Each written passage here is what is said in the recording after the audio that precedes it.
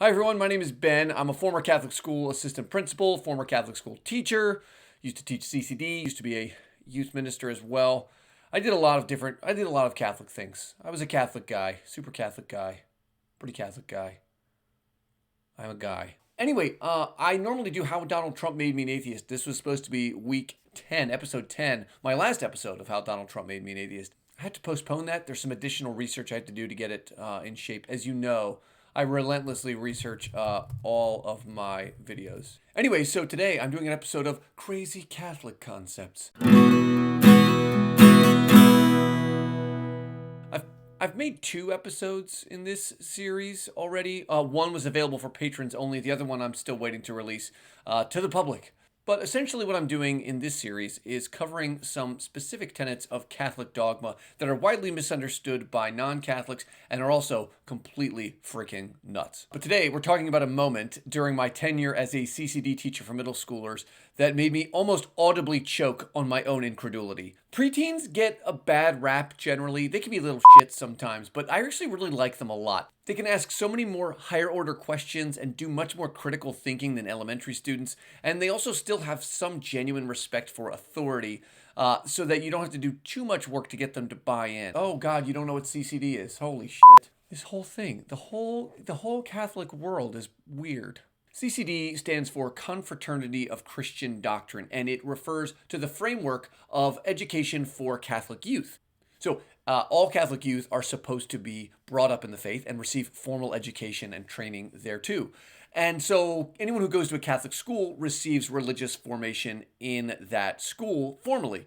Anyone who goes to public school or goes to any non-religious school is supposed to come to church to do CCD once a week, aside from the normal church service, right? This is in addition to Sunday Mass. You're also supposed to do CCD. So I was volunteering to do CCD, work with middle schoolers who didn't know the faith and were learning about it. I really loved these kids. They had a profound craving to talk about spiritual concepts with an adult who both spoke to them with some level of honesty, but also treated them like their thoughts and their ideas mattered. While my own doubts were raging on a regular basis, I still could find ways to authentically talk to them about the elements of my faith that I still found at the time to be true and worthwhile. At the same time, I was also trying to deftly undercut the church's authority, and I did that 2 ways. First, by never really ever appealing to a pope or a bishop or the magisterium. My God, you don't know that term either. The magisterium refers to the sort of collective group of popes and bishops throughout history. So I never really even spoke to that. I never really cited them as a source for anything. And then the second strategy I would take was sort of wonder aloud if maybe a bunch of celibate men weren't the best authority on something like contraception. Because, how would they know? Any questions from students about LGBT issues were met with tepid recitations strictly of church teaching and noticeably did not include a personal endorsement of any kind. And so I would list the church's teaching, and students would inevitably push back on that, and I would sort of roll over on it and say, that's an interesting point. That's a good point too. Invariably, that would lead to some student revealing that either themselves or more likely a brother or sister or uncle or cousin had some type of LGBT identity. I would take that moment to affirm their love for that person and then validate that child's belief that that person should be able to love who they love and marry who they want to marry, even though I didn't explicitly say that. And this is the thing. This is the really disgusting tightrope that you have to walk when you've realized that the people who are intentionally left on the other side of the Roman palisades are actual humans. Because I, at that point, a professed disciple of the loving Jesus Christ, had to rely wholly on the kindness of my eyes and the intonation of my voice to express something that I wasn't allowed to say out loud. Your brother's fine. Your aunt is fine. It's okay. I wasn't allowed to say that. I had to say it through body language and through tone, and that's miserable. I've often gone back to those moments and wondered if my involvement did more harm than good, right? What was the net impact of my participation at that point? It'd be hard to argue that the message I delivered was done so without tact, love, and mercy. I still maintain that every child who was in my tutelage was treated like they were special and that they should be accepted for exactly who they are. And when I go to that place, I wonder, well, if I hadn't been there, someone else would have. And it could have been someone who was more fundamentalist and less nuanced. And then in that case, it seems like my presence would obviously be an optimal situation. But I wonder about the number of kids who stuck around that church because of the particular religious bent that I brought to the table. How many of them stuck with a religious tradition that isn't based on evidence because of the loving approach of Big Benny Buckets? And I don't like that feeling. Right, there were inevitably LGBT youth who were in my classroom, who were in my youth ministry, and their parents wouldn't have accepted them. Their parents wouldn't have been a safe place to come out. Those kids who were dealing with LGBT identities and living in a home that was a Catholic and unaccepting household, maybe they really needed a youth minister who loved them and cared about them just as they were. And in which case, then maybe my being there was a positive. How does that balance out? Like, does that balance out with maybe just a 14-year-old skeptical kid who, if it had dealt with a fundamentalist CCD teacher, would have left earlier? I don't know. And I never will. And I opined a lot about this in an episode of How Donald Trump Made Me an Atheist, so I'm not gonna rehash it too much. But let me get back to the moment in the CCD class. The unit we were covering was on the Eucharist and the real presence. Sidebar, the real presence is the Catholic terminology that refers to the belief that the body, blood, soul, and divinity are contained in the elements of bread and wine at the moment of the consecration at communion. So when we have communion, the bread and wine are transformed into the body, blood, soul, and divinity, and that Jesus Christ is really and truly present in those elements. Oh my gosh, I think I need to do an entire sidetrack on the nonsense that is transubstantiation, a teaching that I swallowed both figuratively and literally for like 25 years. Let's talk about what transubstantiation is and what the real presence means. Transubstantiation is a long word that sort of spells its own self out, right? It's a change in the substance of a thing. The church doesn't teach that the molecules that make up the bread and the wine are literally transformed into human flesh. No one believes that. And if you think that's what's happening, if you think that's what Catholics believe, you will look a fool. It's mostly a metaphorical teaching with this like twist of Aristotle at the end. It's like a very dry martini, right? It's mostly gin. It's mostly metaphor. The Catholic Church's metaphysical teaching is that the superseding essence of a thing, its raison d'être, is wholly immutable unless you actually act on the thing. So a thing is what it is because of what it can do, and you can't. That won't change ever, right? That won't change without being acted upon. Something would actually have to come along and tinker with its constituent parts for its essence, for its substance to change. So an example, so a chair is a chair because it does what a chair does. It serves the purpose of being a chair, which is namely for people to sit their asses on for when they're watching TV or eating a meal or playing canasta. You could use a chair for a different purpose, right? You could stand on it to retrieve an item from an elevated location, or you and a partner could use it for poorly thought out intercourse that ends up leaving both parties frustrated and maybe a little embarrassed that they weren't as flexible as they thought. But in either of those situations, you were bastardizing the concept of chairness. You weren't using it for its purpose. You were reframing it to do something you wanted. Right, they were making use of the chair to do something other than chair activities.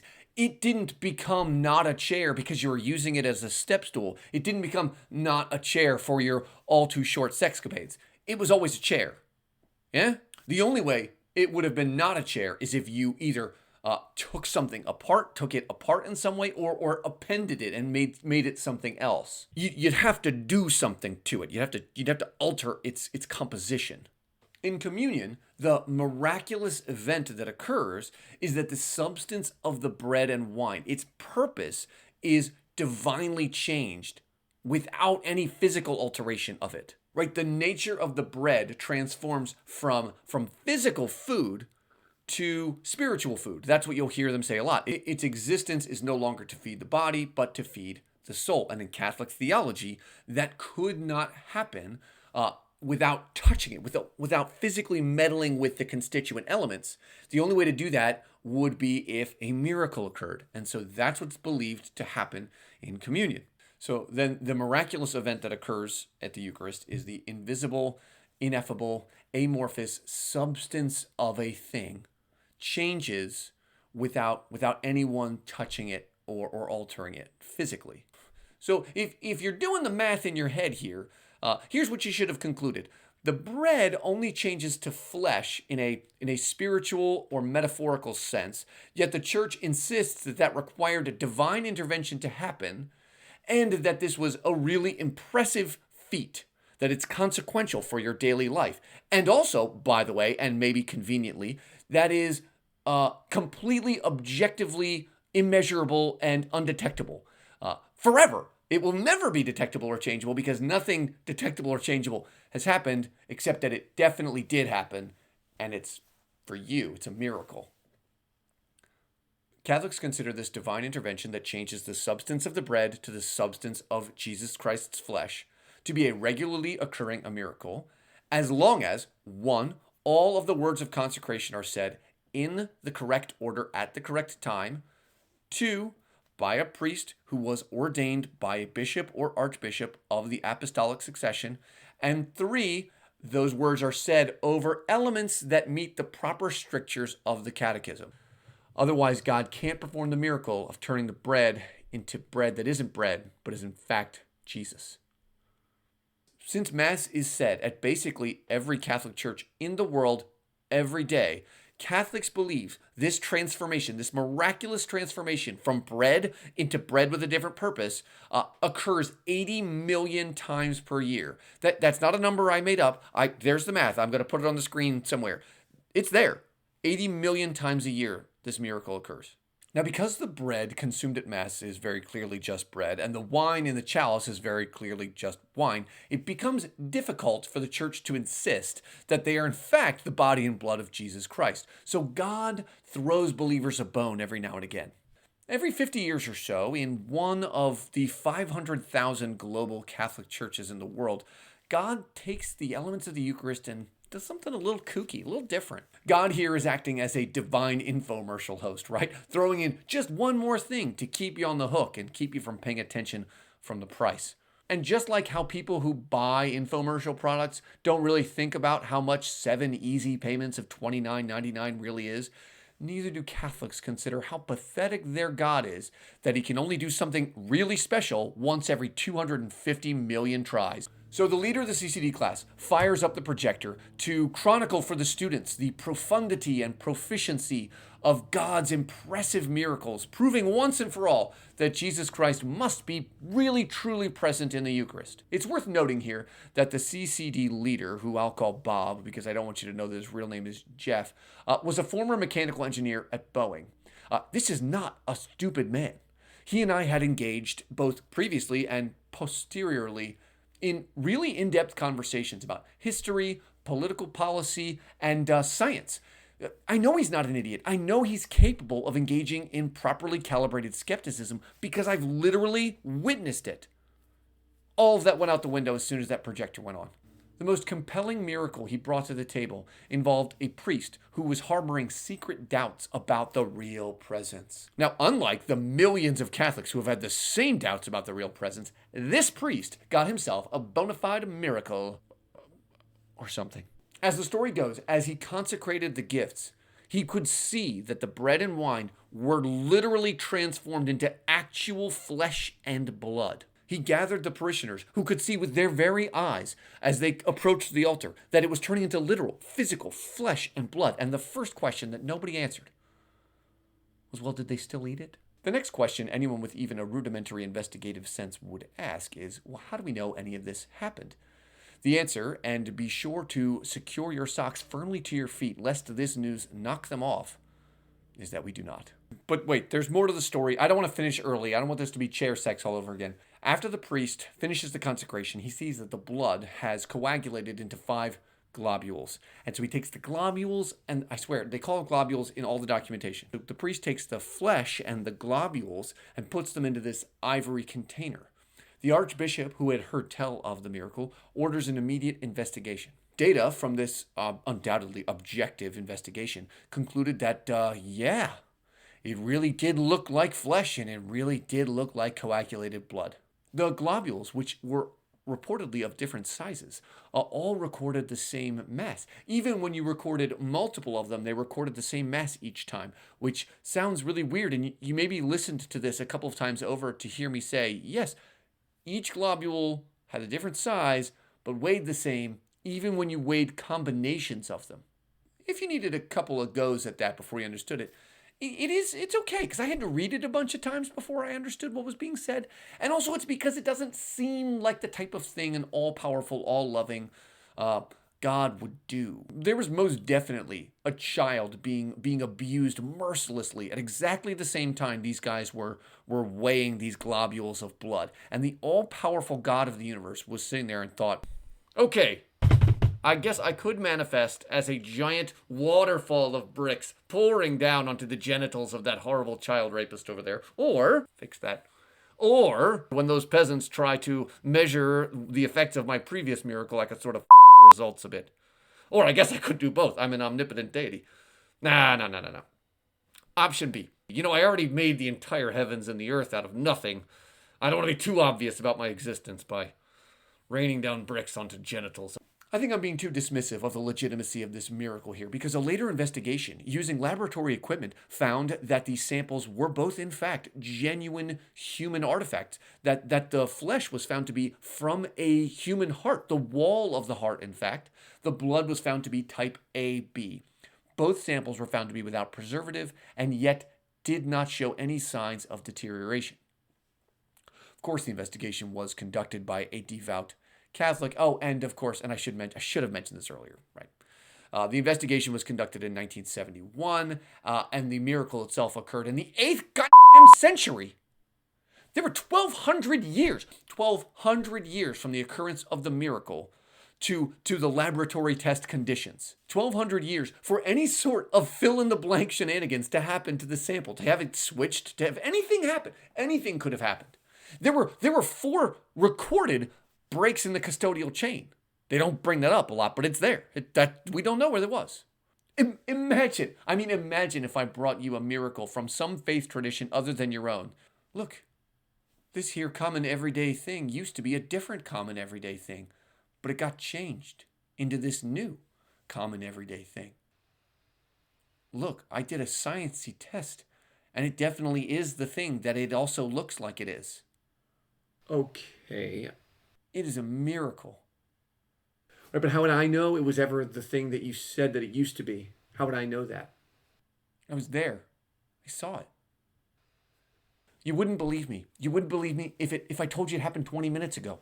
You wouldn't believe me if I brought 10 friends with me, all from the same religious tradition as me, and we all told you, oh no, we were there. It used to be the other thing, and now it's this thing. You wouldn't believe us. Your gullible uncle who harbors some QAnon nonsense, he wouldn't believe us. Catechism leader Jeff or Bob or whatever I called him, he wouldn't believe us, because it's insane. It would be an insane thing to believe someone that they just told you, oh no, this is a thing. It used to be a different thing, but now I know that it's this thing because I did a test and it's this thing for sure. And all the people, but if it was 1,200 years ago in Italy and all of the witnesses are very much dead, somehow we believe that. And that's their best one. That's the best one they have.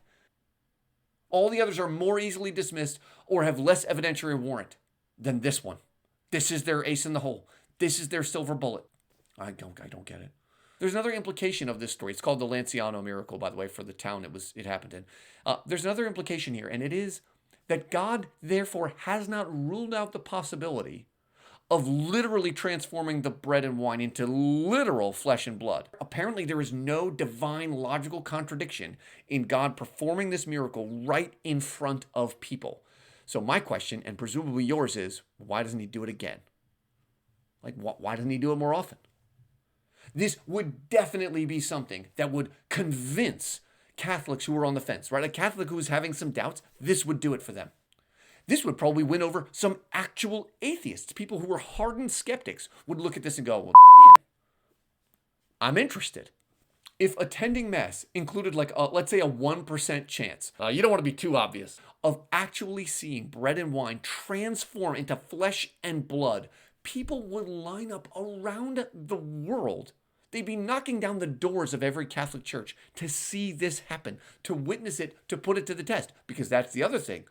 The implications of the Lanciano story also suggest you're allowed to test if it happened. If all of this is true, God has no problem performing miracles, has no problem with those miracles being put to the test. He just doesn't do it anymore. And that's mean. Every Catholic who has taken their faith seriously, and I certainly include myself in here, believed in the true presence of the Eucharist. All of us were hanging on this. I listed the Eucharist as one of the things that held me, attached me to my faith. I believed in the real presence. In my moments of deconstruction, when I was wondering if all this was real or if it was bullshit, and if it wasn't bullshit, where was God? Why did the priest at Lanciano get this miracle when he was harboring doubts, but I couldn't get that? He got a testable miracle. I'm still waiting.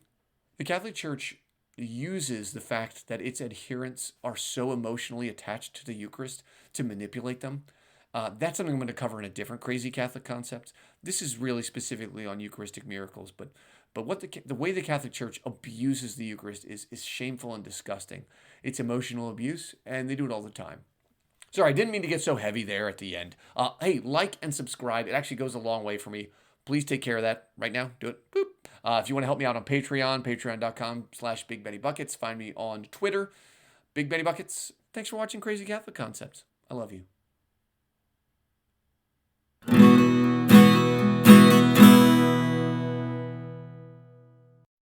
I am disgusting.